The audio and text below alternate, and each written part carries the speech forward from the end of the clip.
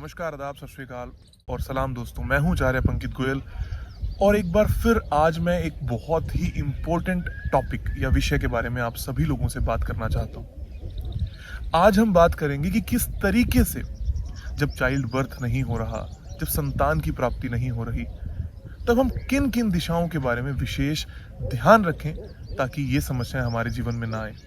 हम सभी लोग अपने जीवन के अंदर ये चाहते ज़रूर हैं कि जब हम आगे बढ़ें, जब हम शोहरत प्राप्त करें, जब हम अपनी ज़िंदगी में एक आयाम पर पहुंच जाएं, तब हमारा वंश आगे बढ़े। लेकिन बहुत सी समस्याओं के कारण हम अपने वंश को आगे नहीं बढ़ा सकते। कौन सी दिशाएं हैं जिनको सही करने से, छोटे छोटे से उपाय करने से आपके वंश वृद्धि में अगर कोई दिक्कत आ रही है तो वो सही होगी। पर उससे पहले मैं आपसे कुछ ज़रूरी बात करना चाहता हूँ। जैसा कि आप सभी लोगों ने ये बात पढ़ ही ली होगी कि मैं आज बात करने वाला हूं कि आपको लड़का होगा या लड़की होगी, आपको पुत्र की प्राप्ति होगी या पुत्री की प्राप्ति होगी। क्यों हमारे बार बार कहने पर, समझने पर बहुत सारा संदेह हो जाता है? क्यों हर एक व्यक्ति इस बात से दूर हट जाता है कि हम इसको अपने हाथ में नहीं ले सकते? इंसान की एक बहुत बड़ी खासियत है, उसने इस रूखी सूखी मिट्टी से महल बना दिए, बहुत बड़ी बड़ी बिल्डिंग्स बना दी। इस तरीके के बंजर इन्वायरमेंट से, इस तरीके की बंजर भूमि से सब कुछ उगाना सीख लिया। तो इंसान को ये भी लगने लगा कि मैं सब कुछ कर सकता हूँ। मेरी भी यही मान्यता है कि एक व्यक्ति अपने जीवन में सब कुछ पा सकता है अगर वो ठान ले तो। पर क्या वाकई में हमारे ग्रंथ इस बात के लिए बने हैं कि हमें एक लड़के को या एक लड़की को जन्म देना है? दोस्तों, अक्सर मैंने लोगों को नवरात्रों में माँ की पूजा करते हुए एक लड़के का वरदान मांगते देखा है। क्या ये वाकई में सही है?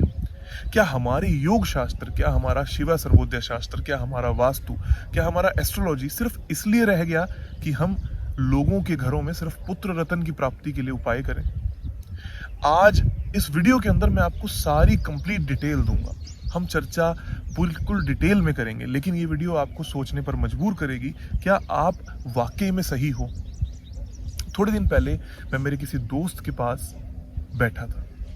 उन्होंने मुझे बोला कि मेरे घर में एक वास्तु कंसल्टेंट आए, उन्होंने कुछ कमियां देख के बोला कि आपके यहाँ पर सिर्फ लड़कियां जन्म लेंगी।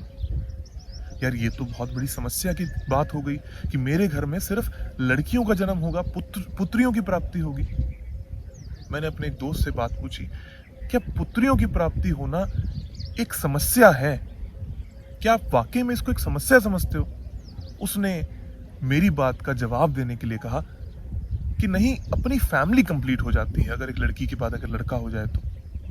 मैंने उससे फिर से कहा कि क्या अगर आपके पहले लड़का होता तो आप लड़की की कामना करते कि आपकी फैमिली कंप्लीट हो जाए?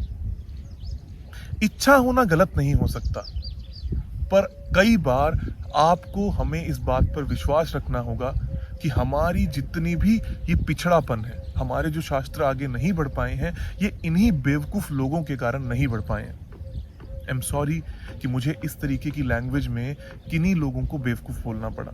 उन लोगों को जिनको वास्तु का, एस्ट्रोलॉजी का या हमारे धर्म का ज्ञान है, हमारे शास्त्रों का ज्ञान होते हुए भी वो लोगों को गलत दिशा की तरफ लेके जा रहे हैं, ऐसी दिशा की तरफ जो हमारे ही शास्त्रों को बहुत पीछे कर देती है। हम सभी लोग कहां से कहां पहुंच गए। भारतीय दर्शन, भारतीय व्यक्ति ने हर एक ऊंचाई छुई है, पर हम कहां पीछे रह गए, जहां पर हमारे ही ग्रंथों के कारण हमें कहीं कहीं पर नीचा देखना पड़ता है। वो सिर्फ उन लोगों के कारण है जो लोगों ने हमें भड़काया है, जो लोगों ने गंदी मानसिकता बना दी है।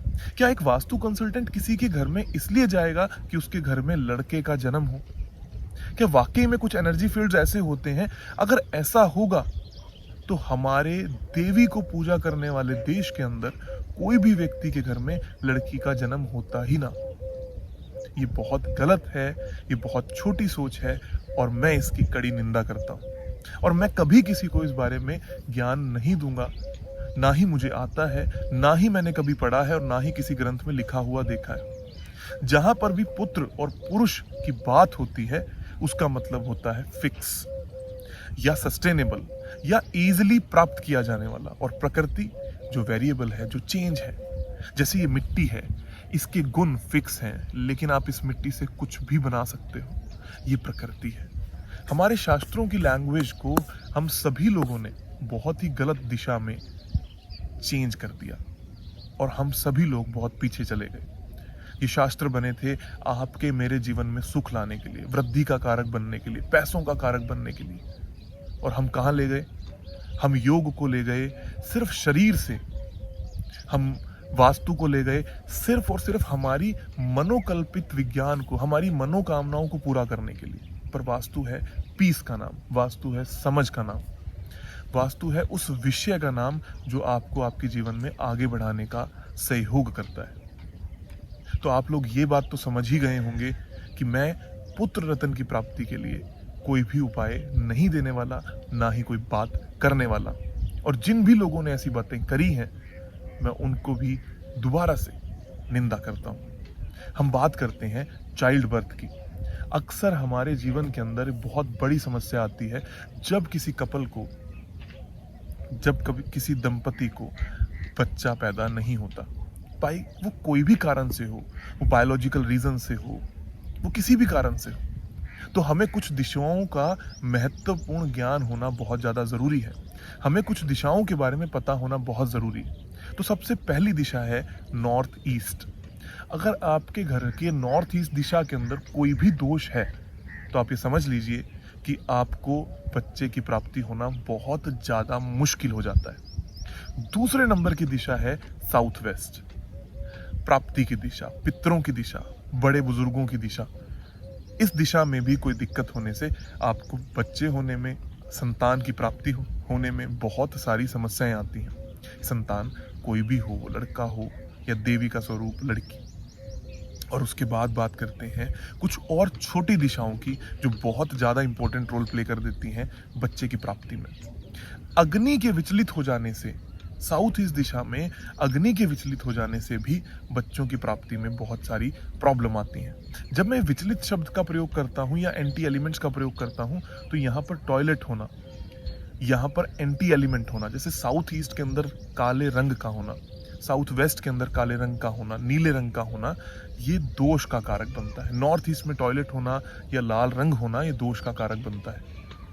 नॉर्थ वेस्ट दिशा जो मैट्रिमोनियल हैप्पीनेस की दिशा है, इस दिशा में टॉयलेट होना, इस दिशा में लाल रंग होना, इस दिशा में पीला रंग होना भी बच्चों की प्राप्ति को दूर करता है। और एक और दिशा east north east, north east ईशान कोण और ईस्ट पूर्व के बीच की दिशा, ईस्ट नॉर्थ ईस्ट दिशा में भी अगर कोई दिक्कत है, कोई टॉयलेट है या किचन है, तो आपको बहुत सारी समस्याएं आती हैं और आपको पुत्र रत्न की प्राप्ति होने में या पुत्री की प्राप्ति होने में बहुत सारी समस्याएं आती हैं। इसी तरीके से अलग अलग समय पर अलग अलग तरीके से रेमेडीज करके आप अपने जीवन को सुखद तो बना सकते हो, लेकिन कोई भी ऐसी इच्छा को पालने की कोशिश ना करें जो इच्छा सही ही ना हो, जो प्रकृति के विरुद्ध हो, जो समाज के विरुद्ध हो और जो हमारे नियमों के विरुद्ध हो। आज आप कोई ऐसा कर्म कर भी लेंगे, जबरदस्ती कर भी लेंगे, और अगर आपको ऐसा कुछ फल प्राप्त हो भी गया तो यकीन मानिएगा वो भविष्य में आपको बहुत सारी समस्याएं देगा। ये जीवन है एंजॉय करने के लिए, जीने के लिए, मस्ती करने के लिए। तो आप जीवन दीजिए, जीवन दान दीजिए और एंजॉय कीजिए। आप सभी का बहुत बहुत धन्यवाद। फिर मिलेंगे।